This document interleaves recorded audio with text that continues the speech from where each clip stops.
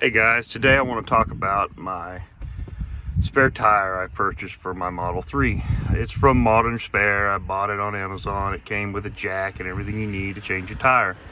And it doesn't come with little pucks, but I mean, you can use a little puck if you want. So I got tired of it being down here in the bottom of the trunk in the way. You couldn't hardly get anything in here. So I threw it up here on the ceiling. So there's a little plastic bezel right here that goes right here. There's two clips. There's one back here. Looks like this. You just pry it up with the screwdriver, take it out, and I put them back in. So this one's back in there. These two little clips hold that piece of plastic on, and there's a couple little clips up in here. You just pull it and it comes down. These are just two bungee cords you can get at Harbor Freight, and I've tied a knot in each one of them to make them the right length to hold it up there really tight.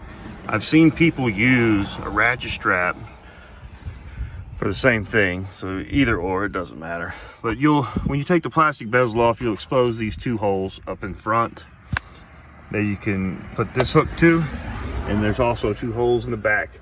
There's a couple of holes you can choose from back there. I like that one because it was the furthest out. And they just kind of moved this strap around so it held the tire in place very well.